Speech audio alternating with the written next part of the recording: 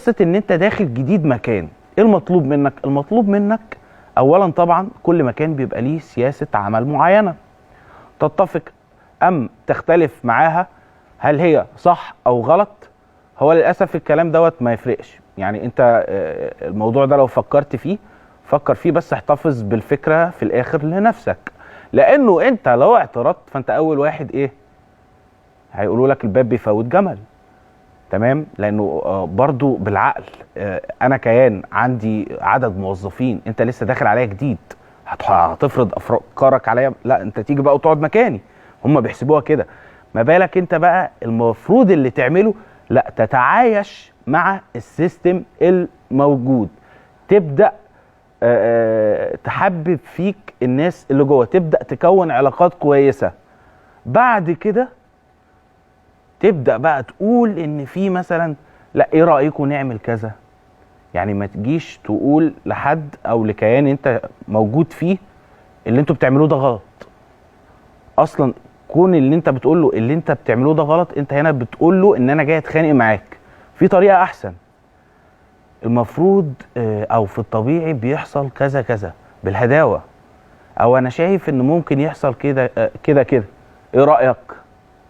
فلما بتسيب له حته ايه رايك، انت بتفهمه وبتقنعه بحاجه واحده، ان القرار الاول والاخير هو ليه برضه، في حين ان انت اصلا اللي طالع بيه. فخلي هنا في يعني في حته السنس دي، تعامل مع الناس ايه بعقلياتهم، وتعامل ان هم الاقدم وهكذا. خلينا نخرج من الموضوع ده.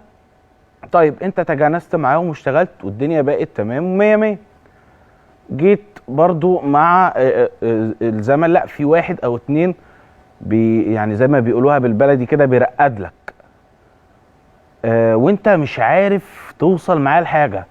حاولت تبقى صاحبه، حاولت، هي مش جايه، هي خلاص.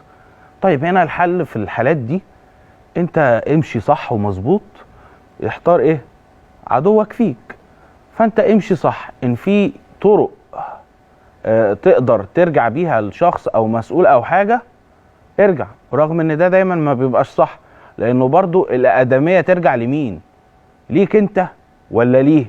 لو ليه فطبعا هو ايه 1-0، شكرا خلصت، محدش هيسمع لك، انت لسه داخل جديد. لكن لو انتوا الاتنين داخلين سوا، هنا في حوار هيدور، ففي نتيجه هتوصل له. لو انت اقدم منه ما تعملش كده، خليك اذكى من كده بكتير، اقعد معاه وانصحه. هنا انت كبرت من نفسك، وهو هيقول في عقله هيقول فعلا، هو لو كان هو في بايده ان هو يشتكيني ويأذيني، ولكن هو ما عملش كده وجه وقعد معايا، فهتبقى في حته تقديريه جوه. الموضوع التاني اللي عاوزين نتكلم عنه هو حته فقدان الشغف. الشغف ده بنفقده في حالتين اتنين. الحاله الاولى يا اما ان انا من كتر الانتصارات اللي انا بحققها فانا مش شايف ان في حاجه جديده، فبيحصل عندي حاله ملل فبرتخي، فطبعا لو انا بحقق انتصارات بتقلب بالعكس.